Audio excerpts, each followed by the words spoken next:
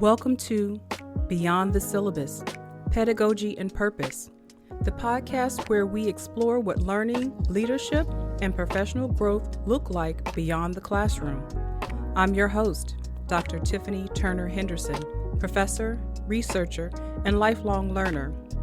And each episode brings you candid conversations with scholars, practitioners, and change makers who go past theories and textbooks to talk about lived experience, critical lessons learned along the way, and the skills that don't always show up on a syllabus, but make the difference long after the class ends.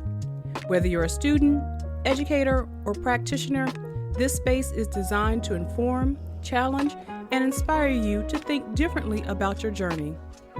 Let's go beyond the syllabus.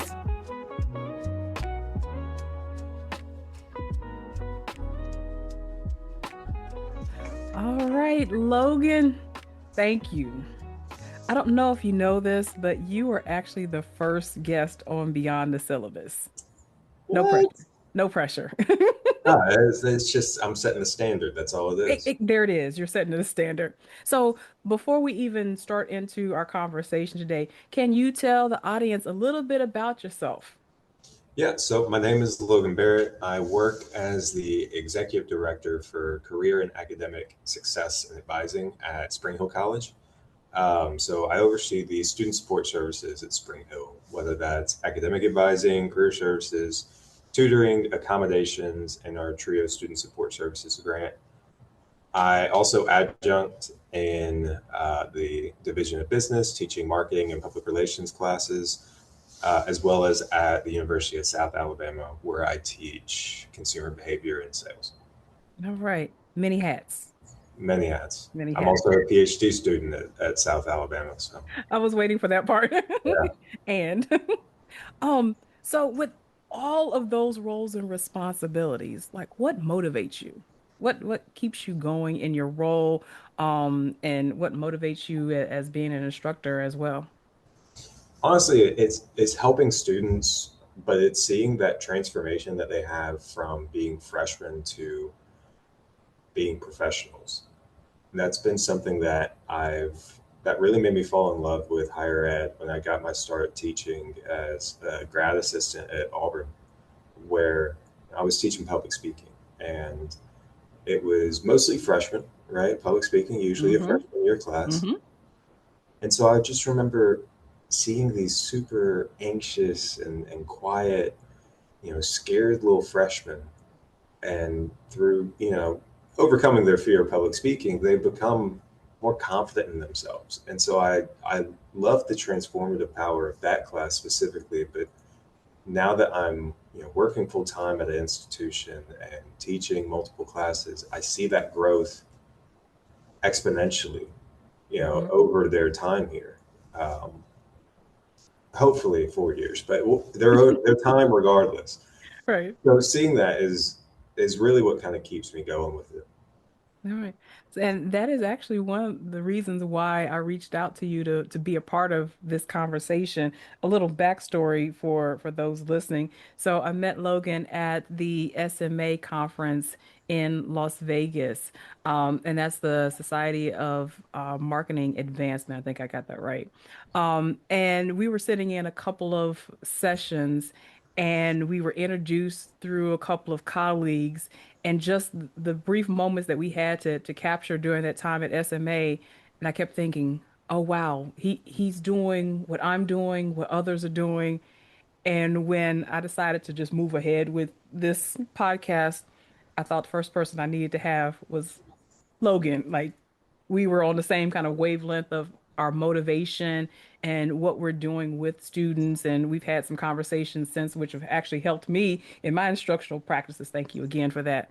Um, but let's get into some of this conversation around this motivation and how what you're doing is transforming the lives of students beyond what's written in the syllabus. Notice I keep mentioning Hmm. the Hmm. name of the Oh, that was good. podcast. That was a good part. A Yeah, little marketing in there. yeah. So our students, they're completing their classes, they're graduating, they're launching out into their careers, or hopefully they're launching out to their careers or whatever their next chapter would be.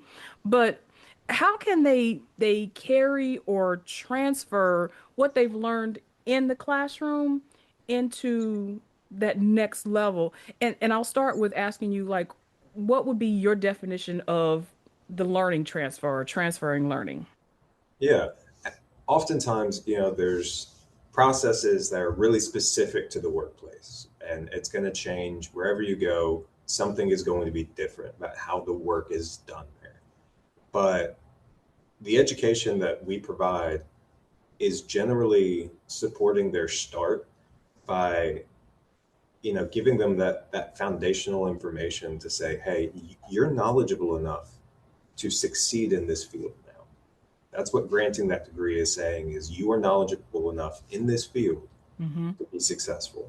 So when we talk about like the transfer of learning and how they transfer the skills and knowledge that they've gained in college, ooh, a little rhyme there, and apply it in the workplace, I think of it as like the active but also subconscious application of the course material and the life material that they earn during college. I Right? like You're that. Hmm. actively thinking, oh yeah, the we learned about this in our marketing principles class. But at a certain point, it starts to become second nature, right? Hmm. You're you're subconsciously applying what you've learned. And that's really the goal, right? Is Hmm. It to, is. take that latent understanding that they have and bring it forward. Where do you see you talked about making those connections, but where do you see students start to struggle?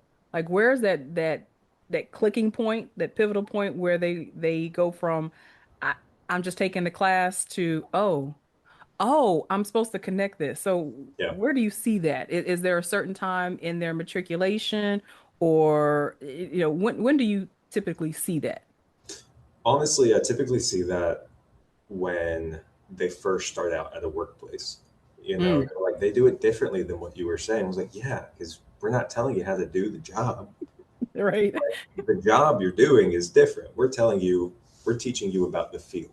Of Hmm. course, there's some majors where it's very job focused. Like if you're getting a nursing degree, you're going to know how to be a nurse. Are there Hmm. things that you were going to learn along the way about how that hospital manages nursing? Yes. And so I think that's where I think they struggle the most, is saying, but I was taught this way. Yeah. But the application of your knowledge is going to change based on where you're working and Hmm. what you're doing in that business or organization. Hmm. So let me move a little bit further, and I'm going to have you put on like your academic success hat and that advising hat. So as you're having conversations with students, maybe outside of the instructional period, um, how does their confidence and self-awareness, how does that factor into this understanding of the learning process and building that confidence to say, hey, I think I can do this? I think experiential learning is a really important way that students gain that confidence, right? Hmm. Applying what they've learned to say, oh, okay, I can do that. Um, I think that's really crucial. I think having them understand, you know, confidence comes from failure, in my opinion. Hmm. Confidence comes from failure. If you don't fail at something, you're not going to have the confidence to do it right the next time. And so that's part of the learning process. And that's why we really encourage students to do internships and shadowing experiences so that they can see, oh, got it. I shouldn't do it this way. Even though, this can, it's like doing math. You can do it one way, you can show your work and do it the long way, or you can just know 7 times 3 is 21. Hmm. Hmm. And I think it's that confidence and me being able to say it's 21 versus, okay, let me count on my fingers and carry the one. Yeah. Yeah, doing that, I think that's what gives you that confidence, that repetition and that learning from failure. Hmm. I like that. I know from actually from my husband. We talked about leaning forward. They lean forward in military terms. Like it may look like a make like a challenge. We may not know what the outcome looks like, but keep moving. As long as you keep your thoughts together about the end goal, you'll make it. Um, eh, you touched on a really good point, and we're going to segue a little bit after this. That experiential learning. Are we finding, not just from your students, but in general in the conversations you've had with other colleagues, if it's not baked into a program, are students actively looking for these opportunities? Do they understand the importance of the application? That's a really good question. And I Mm. would generally say that students understand the importance of it, Hmm. um, but I think what they often struggle with is balancing it with every other commitment that they have as well. True, And, true. we're seeing, especially with the rising cost of college and the burden that it's putting on students and families financially, emotionally, sometimes spiritually. I think that they struggle with saying, yes, I know I need to do an internship, but Hmm. I have to work my job. Hmm. I know I need to do this. I know it will help me, but I have to do this. Right. And I Hmm. think that's where a lot of students struggle is with that balance. And it's not easy, but I think we as educators need to stop saying, you need to go do this, and start saying, how can I bring this to them? Oh, there it is. Hmm. That is a critical thing. And my institution, we have a Title III grant that I'm on the working group for. And one thing that we're doing is creating a menu of career relevance activities for faculty to integrate, and they have to do at least one of them. So we're Mm. adding it to the syllabus checklist, and they have to do at least one, whether that is, your introductory English composition class all the way to your senior seminar. Hmm. You have to do one. And some of these things are very simple, right? So instead of just having the student learning outcomes, having the career learning outcomes, Mm. whether Hmm. it be, career relevant skills that they're going to be learning in this class, or have the students write a sample resume line talking about this class, Exactly. Hmm. or, have students answer interview question, a mock interview question about a specific assignment that was, really impactful or important. Hmm. So I think students struggle with balancing life and college and everything else in between with getting that experiential learning. So I think the impetus is on us to bring that more to them. And I like the examples that you give, or even the requirements that you have of faculty to at least embed one element somewhere along the line. So let's go down that path for a little bit. Mhm. Maybe you could share a little bit about what you do in your courses that brings a little bit of that experiential learning, give you a little taste of real life Yeah. in the classroom so that you have something to place in a portfolio of work, some type of artifact that says I've been there and I've done that either outside of the classroom or thanks to my professor, we've done something like that inside of the course. Yeah. One of the things that I often try to do is bring in guest speakers. This is probably one of the easiest things for faculty to set up, is bringing in someone that works in the field to talk about their experience and the knowledge that they gained, and their knowledge about the course material. Um, because I think you and I both know we can say the same thing until our faces are blue, and as soon as a professional, working professional, comes in and says it, the students are like, "Oh my gosh, I had no The clue, light bulb, yeah, the light bulb goes off and it's like, man." okay, you got it. but it's also kind of validating to us too to hear like, I told It is. y'all, I It told is. y'all. So one thing that I do, I teach a class on crisis communication and management. Mm, And with that class, I do a phased course design. So the first 6 weeks, or really up to the midterm, is more of a traditional lecture discussion style class. mm-hmm, Um, and then after the midterm, we do a month of a seminar style reading where we're reading case studies about different crises and we're going thematically. So we'll have 1 week that's on sports and entertainment crises, another week that's on uh, natural disasters and corporate crises, another one mm-hmm. that's on political and legal crises. And then the last month is a 4 week simulation where the entire class is an organization responding to a crisis. And everyone has different roles, and there's two teams within that. You have a communications team, and then you have more of a operations team. Mm-hmm. And the reason it is that it's a cross-listed class between communication and business. So I want to make sure that the students are getting something more major specific. Mm-hmm.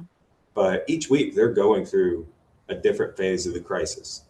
So they Mm. start out with the pre-crisis phase. They know their organization. They don't know what's about to hit the fan, but Right. they know something is. So they have to prepare for whatever. So they have to Mm-hmm. look at the field that they're in, the history of the business, and I usually come up with what the crisis is. It changes every semester.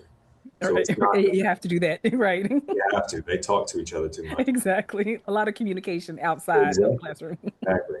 And so we go through each phase of the crisis, and at the end of it, I'm giving them a shared grade for a good portion of it because they're having to work together. They're having to get through interpersonal conflicts as well as Exactly.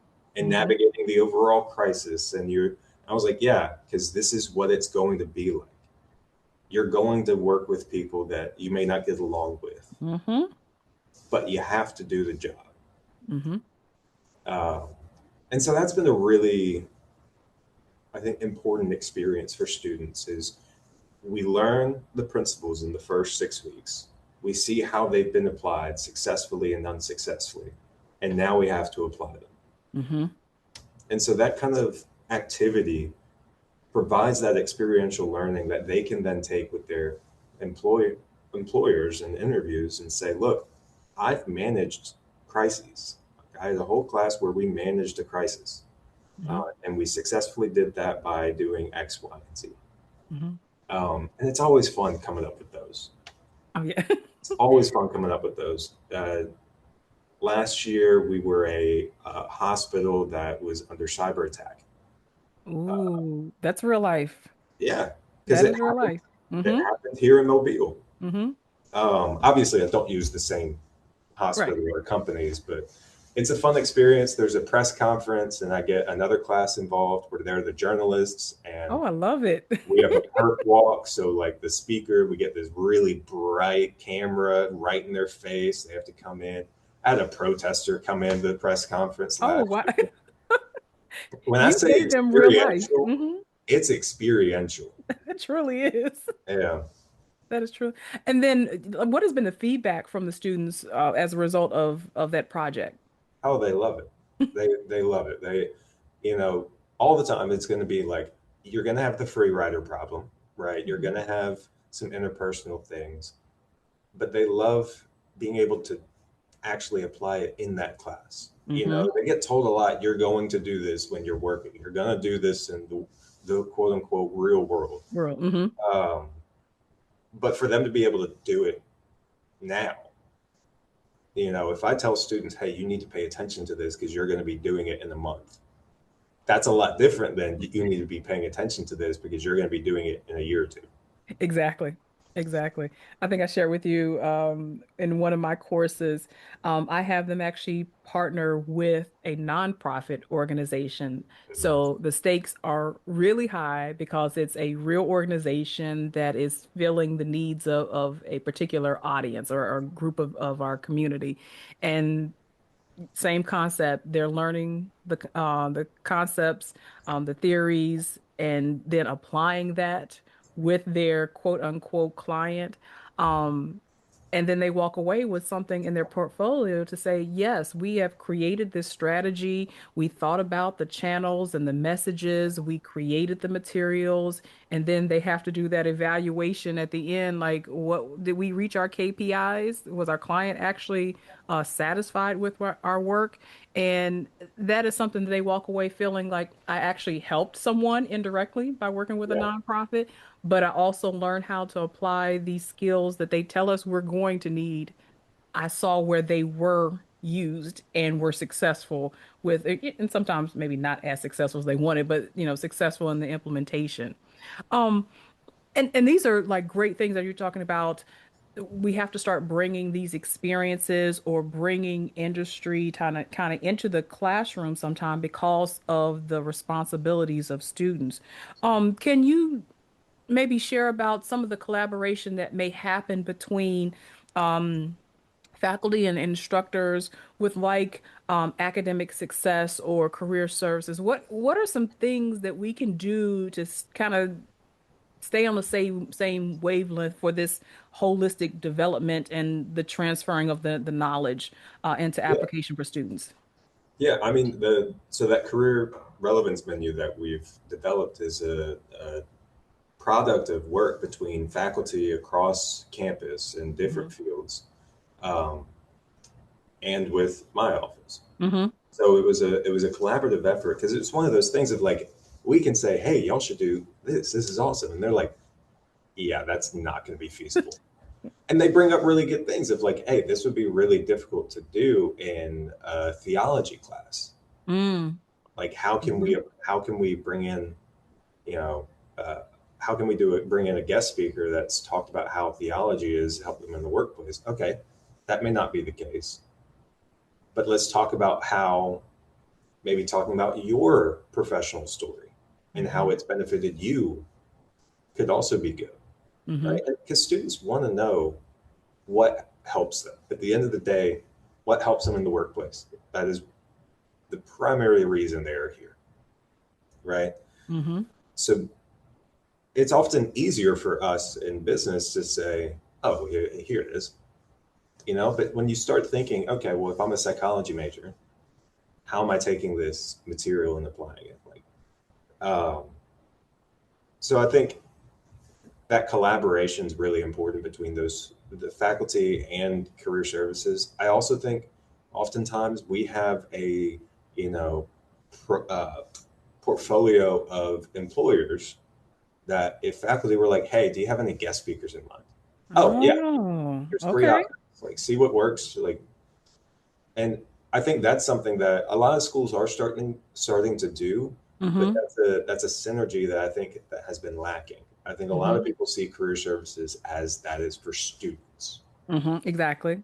Career services that is for the students to use, but there's so much more to it. We also have a don't cancel that class initiative on campus. Okay. So Give me more. basically, you know, faculty are not, immune from everything. Sometimes someone's sick, Hmm. right? And so instead of canceling the class, you can fill out this form, this little Google form, and it goes to our wellness center and my office.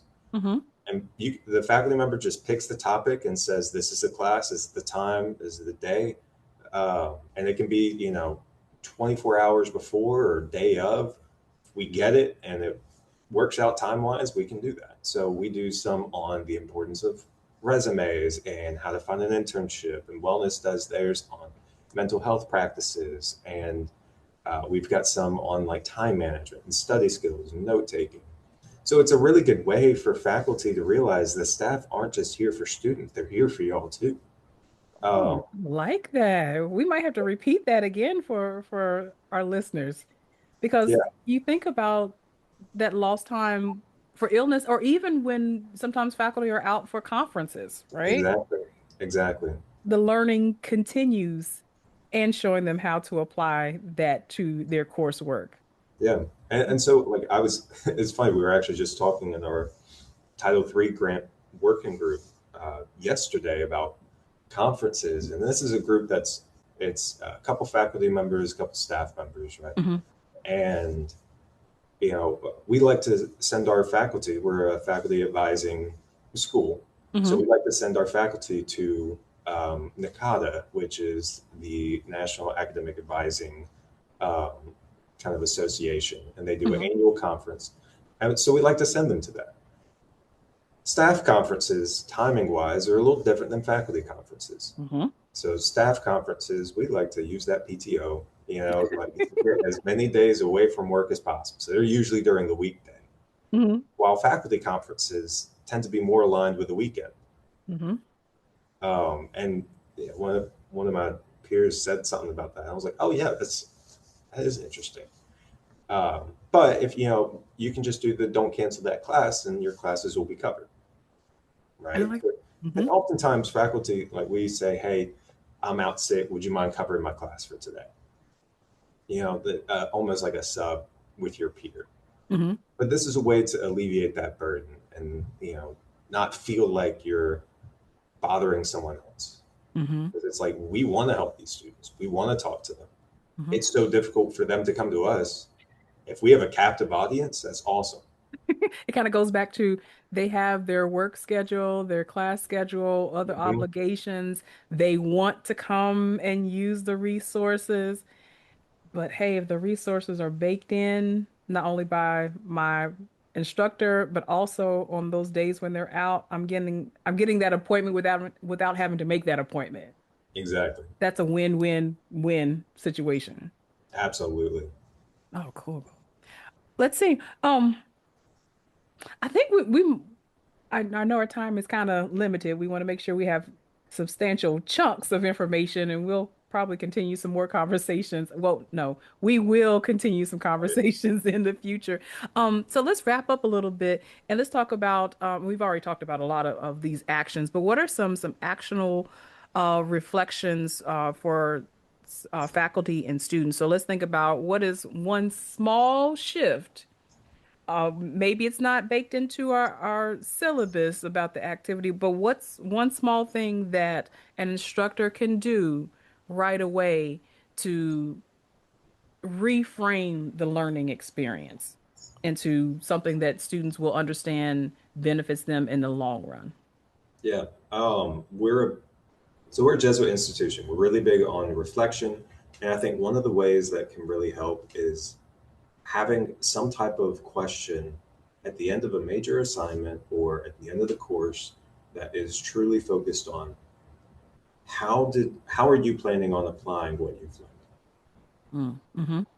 And I keep talking about this idea of career relevance because I think that's really what we need to be focused on as instructors is I'm a working professional, right? But I'm Mm-hmm. not a working professional in marketing anymore. Mm-hmm. So how can I, as someone who's not working in the field right now, establish the credibility and understanding in students to say, I can, I know what I'm talking about now. After taking this class, I Mm-hmm. know enough to be confident in myself and my abilities and my knowledge. And so I think asking those small questions, right?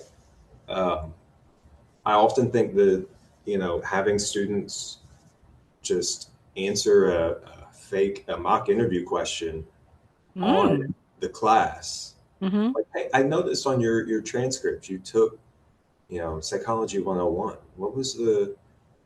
What's something that you think you could apply in the workplace on that? And have them do a fake answer for it, um, or in a real answer for it. But I think that's something it's a low risk.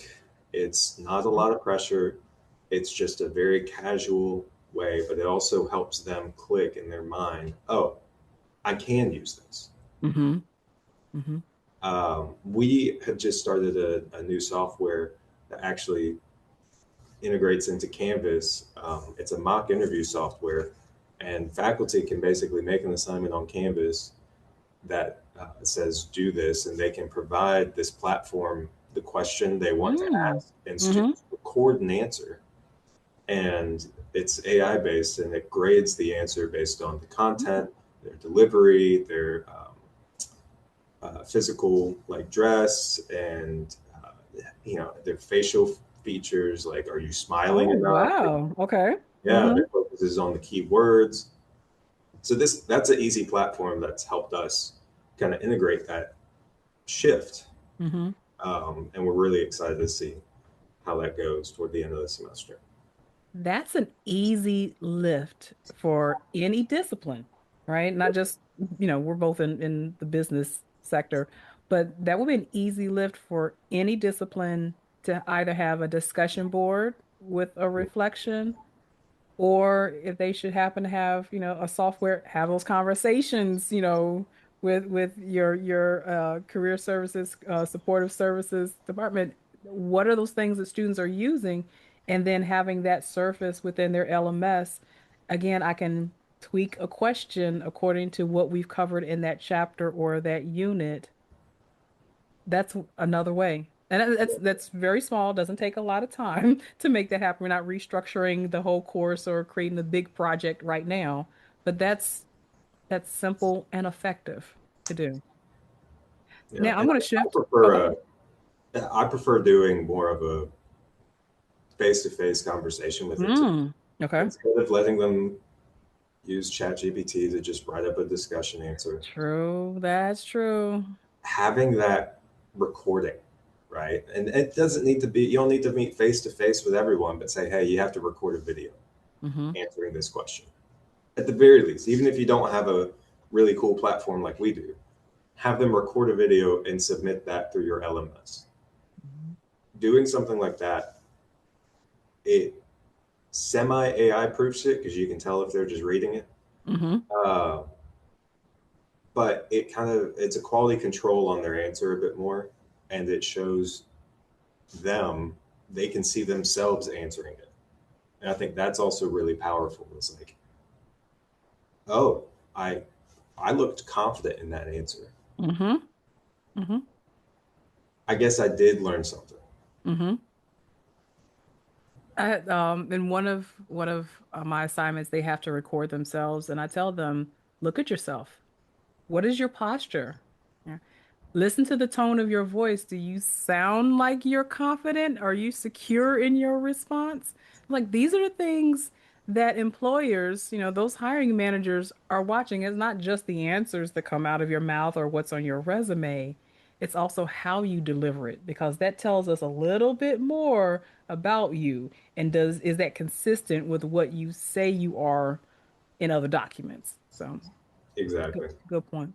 Um, Now that's something that instructors can put in place, right? Those one small activity to start, that's the springboard into larger integration of experiential learning activities and making those connections between the content and what happens once they leave the university and launch into their life. What are some questions that you would kind of propose to students to ask themselves in this process, right? You mentioned a little bit earlier, when they have the aha moment, but what are some questions that you would say, hey, next time you're in the class, ask yourself these questions. Professor may not ask you this, but you ask yourself. Yeah, I think one kind of goes back to what I was saying about the kind of mock interview question of what is one thing I could say about this assignment if I was asked about it in an interview. How could I pitch this assignment as something that is reflecting my knowledge, my abilities, and my skills? And I think looking at assignments as not just tests of your knowledge, but as, credibility behind your efforts, Hmm. right? I often see, especially when you're looking more at like project grades and things like that, test grades, those are usually you're testing the knowledge. Hmm. Projects, you're grading the application, Hmm. you're grading the effort. And oftentimes, if you look at projects and you say, I know what this student's capable of, and they're capable of more than what they did, Hmm. I'm having a conversation with that student, Hmm. Exactly. right? I know that they can do more. And so I think one thing that students can ask themselves about more so major projects is how is this a reflection of me and how can I use this to promote myself? It's not always what you've learned, right? Mm-hmm. It's the work that you do. Mm-hmm. You know, I often tell students this, and they don't always believe me, but employers, by and large, are not looking at your transcript. They're not looking at, they got a C in history. I don't know. They're not Right. looking at that. They barely even look at GPA. Mm-hmm. They just want to make sure that you have a degree. Mm-hmm. That's it. And so when students stop focusing on just meeting the assignment criteria Mm-hmm. and going beyond what is, Exactly. checking boxes, Mm-hmm. those are the students that tend to be the most successful after college. Mm-hmm. So I think, the title of the podcast is very fitting. Beyond the syllabus, when they start doing beyond the minimum Mm-hmm. and they understand that this class is scaffolded with this class, and even your core curriculum is partnered with Art. this, and it is Exactly. an intentional uh, travel Mm-hmm. over these 4 years, an intentional journey. I think they start to shift their own mindset with it and say, oh, I'm not here to get a degree. I'm here to become a different person. Mm-hmm. That's where I think students, when they start to see, you know, assignments are not just busy work. Sometimes they may feel like it. And honestly, I think not by and large, I think oftentimes we need to do better to make sure that it's not busy work Busy work. Mm-hmm. and explain why it's not busy work if it Mm-hmm. feels like it or is interpreted as it. But understanding why you are doing this assignment in this class at this point in your college career Mm-hmm. and how that relates down the line, those students tend to be the most successful. Mm-hmm. Mm-hmm. I know sometimes in conversations in class, it's always, do you recall when you took Mm, X, Y, and Z class? It may not even be related to the discipline. And they'll say, yeah, you remember when you covered that? Oh, we did. Guess what you're using right now? Oh, right. And they have those aha moments. I guess I did learn that for a reason before I entered into this right. course, and they make those connections. I also see for students, especially now in the spring semester, and I go by the motto of spring semester being May cometh for my seniors, and it comes really fast, right? Mhm. And I've had even students now, I think we're in week 5 or so of our semester, and I've had some of my seniors come in and they're having these reflective moments, and they're having this realization of, wow, look what I've accomplished, but look what I have learned. And now, because of them really reflecting on this, they understand where their strengths are. They kind of are uncovering some of their passions for that career path.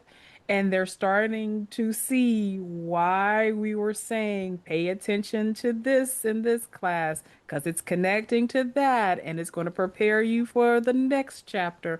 And sometimes it takes them to that spring semester with Yeah, May cometh, that they finally have this, oh, this is the reason why I had to take the journey, and the reason why things were being emphasized along the way, because now as I'm interviewing, I'm seeing these questions pop up and I'm having to connect dots from all my learning experiences in the classroom, in projects, yeah, from the internship, from our work study on campus.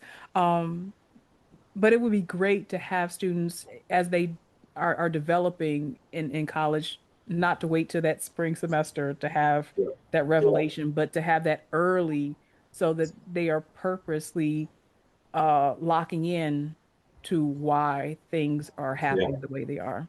And I think a portion of that too that can help earlier on is a lot of classes have prerequisites, Hmm.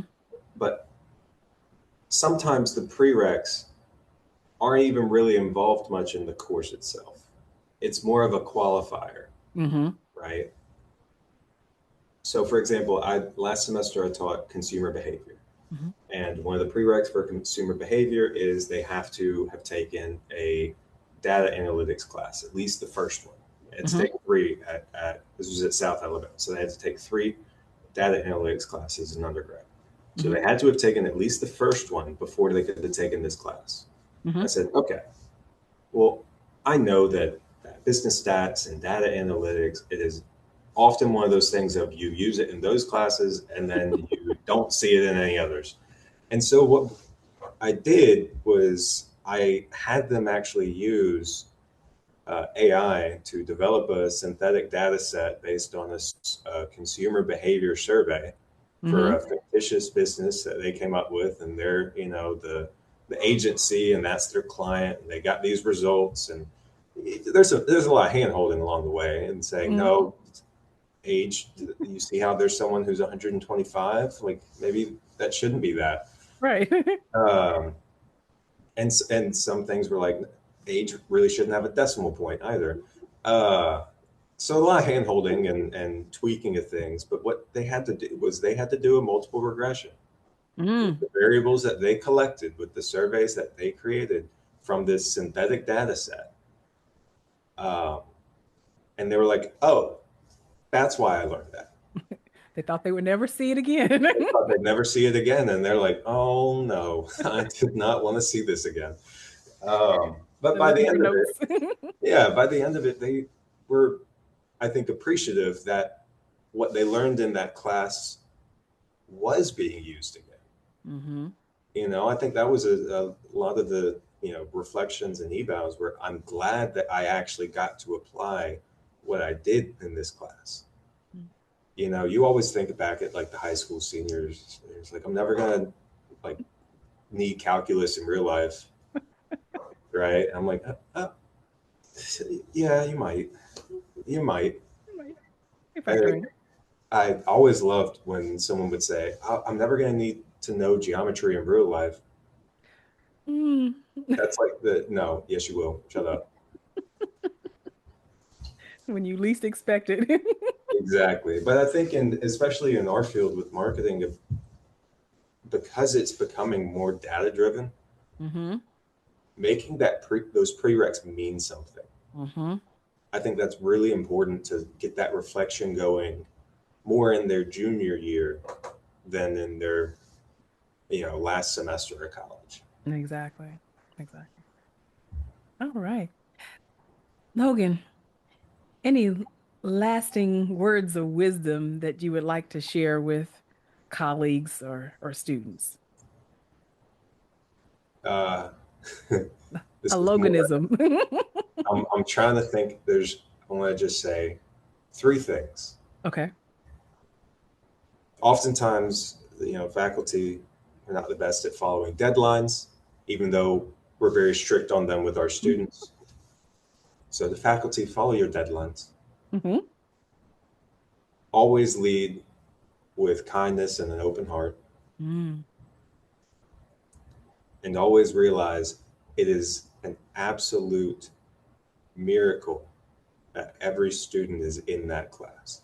Mm. It is a miracle that they have gone through life and Hmm. gone through the circumstances that they have gone through Mm. just to be there, That's powerful. and treat that with the awe that it Mhm. deserves. Wow. Those are Loganisms I might have to use later on. It's something that, especially with me working in, I work a lot with students who are going through it Hmm. in my role. We often deal with students who are going through it emotionally, financially, personally, and it's tough. I usually have someone crying in my office every week. It's tough, Hmm. but them being here, Hmm. I always, I think it is very important for us to start conversations with students in awe of them Hmm. for what they've accomplished and what they've gone through just to be here. And Hmm. not just of them, but their parents and those supporting them, Their whole village. their whole village. I think being leading with that kindness and awe, I think we'll be a better place after that. Mm, that's a mic drop. Yeah, we'll That is. see. So, Logan, thank you again for this conversation, and hopefully, this stimulates some additional conversation with our audience, whether those are instructors or with students or even industry, right? Industry understanding what we're trying to do within our classrooms and within our institutions. Um, if we want to follow up some conversations or connect with you, where can we find you? Yeah, y'all can absolutely add me on LinkedIn, Logan Barrett on LinkedIn. And if you want to keep up with what we're doing here at Spring Hill, you can learn more about us at shc.edu. All right. Logan Barrett, thank you again for being our first guest on Beyond the Syllabus Pedagogy and Purpose. Thank you, thank you, thank you. No, it's an absolute honor to be the first. I'm absolutely grateful for the opportunity. Thank you for joining us on Beyond the Syllabus Pedagogy and Purpose. Today's conversation is a reminder that growth, leadership, and learning don't end when the class does. They evolve through experience, reflection, and intentional action. If this episode resonated with you, I encourage you to reflect on what stood out most and how it connects to your own journey beyond the syllabus. Be sure to subscribe, share this episode with someone who could benefit from the conversation, and continue engaging with us as we explore what it really means to learn and lead in the real world. Until next time, I'm Dr. Tiffany Turner-Henderson, and this is Beyond the Syllabus, Pedagogy and Purpose.